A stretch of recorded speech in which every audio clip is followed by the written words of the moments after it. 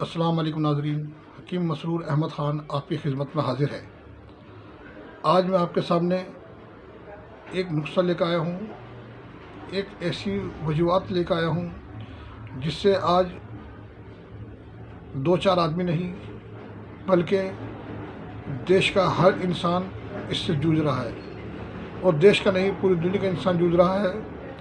और दवा कराते कराते आराम नहीं है। डॉक्टर की दवा खा रहे हैं, आराम नहीं हो रहा है। बेचारे डॉक्टर भी परेशान हैं कि वो हर तरह कोशिश करने के बाद बंदे को बचा नहीं पा रहे और बंदे को ठीक नहीं कर पा रहे। ठीक करने वाली बात तो ऊपर वाले की है, दवा तो सिर्फ एक बहाना है। किसी शायर ने कहा है कि जंगल की जड़ी बूटी दवा नहीं खुदाई का, शिफा कुदरत के हाथ में है, बहाना है दवाई का। आज का नुस्खा बहुत मामूली सा है और इतना आसान है कि आप बहुत आसानी से इसे बना सकते हैं, और इतना ज़बरदस्त है कि आप जब इसे इस्तेमाल कराएंगे और इस्तेमाल करेंगे तो अल्हम्दुलिल्लाह आप इसे 100% अल्हम्दुलिल्लाह 100% आप इसे मुजर्रब और तिर्याक पाएंगे। तो आज का जो नुस्खा है वो है बुखार के ऊपर। दोस्तों, ये मौसमी बुखार चल रहा है और इतना ख़तरनाक और इतना परेशान करने वाला बन रहा है कि बंदे को कुछ सोचता ही नहीं कि क्या करे, कहाँ ले जाए, कैसे करे इलाज। डॉक्टर के लिए आते हैं तो वहाँ भी दुनिया भर की परेशानी है और वहाँ भी जाने के बाद आराम नहीं होता। तो ये बुखार होता है, वैसे तो अमूमन बुखार 3 तरह का होता है, 3 तहरीकों में होता है, गर्मी से, सर्दी से और खुश्की से। तो ये बुखार जो चल रहा है ज़्यादातर सर्दी से चल रहा है। इसकी अलामात क्या है, ये क्यों होता है, ये मैं आपको पूरा बताऊंगा। आप वीडियो को स्किप ना करें। अगर आपने समझने में कमी कर दी तो आप इसका इलाज सही नहीं कर पाएंगे।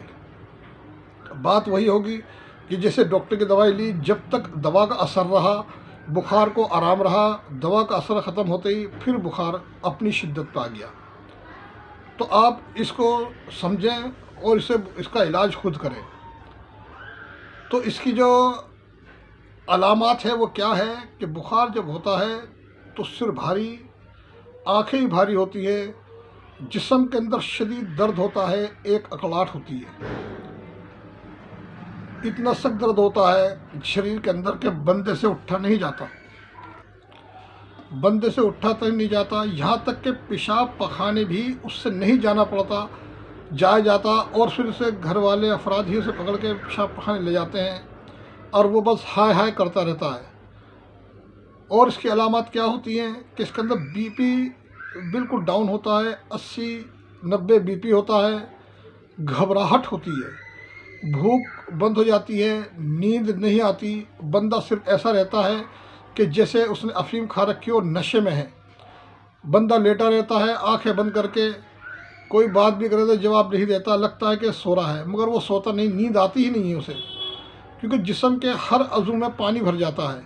जिस्म में पानी इतना ज़्यादा हो जाता है कि बंदे के अंदर चलने फिरने की ताकत ख़त्म हो जाती है। सिर में दर्द होता है, नींद भी ख़त्म हो जाती है, बुखार बहुत तेज़ होता है, बंदे के अंदर से आग निकलती है।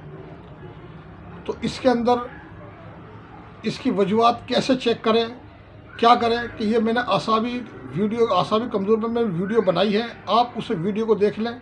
अगर यहाँ बताऊँगा तो लंबी हो जाएगी, लोग कहते हैं कि लंबी वीडियो बनाते हैं, तो आप इस वीडियो को देख के इलाज करें आज। और इसका नुस्खा क्या है मैं आपको उसका नुस्खा बताता हूँ कि जिस्म के अंदर से इसका परहेज़ ही बताऊँगा। अगर आपने परहेज़ नहीं करा तो फ़ायदे की उम्मीद ना रखें। दवा आप इस्तेमाल करें, दवा से फ़ायदा बहुत जल्द होगा, ज़रूर होगा, मगर आपने अगर परहेज़ नहीं करा तो फ़ायदे की उम्मीद ना रखें बिल्कुल भी। तो इसके अंदर दवा क्या है, दवा मैं आपको बता देता हूँ।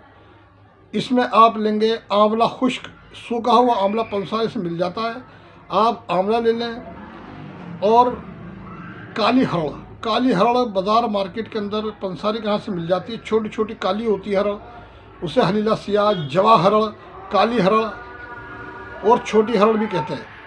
तो उसे आप लेकर आएँ। मिसाल के तौर पे आपने 1 किलो हरड़ ली है तो 1 किलो हरड़ के अंदर आप 1 चम्मच देसी घी नहीं है तो आप घर के जो कुकिंग ऑयल जिसमें आपकी सब्ज़ी पकती है वो डालने के बाद उसे भून लें। भून के जब भूनेंगे आप उसमें तो वो मोटी मोटी फूल के हो जाएंगी। जब वो फूल जाए जलने ना पाए, इसका ध्यान रखें। जब वो फूल जाए तो उसे नीचे उतार लें, ग्राइंडर कर लें, ग्राइंड करके बारीक छीनी से छान लें। तो ये काली हरड़ और आंवला खुश्क और गंधक आंवला सार यानी सल्फर।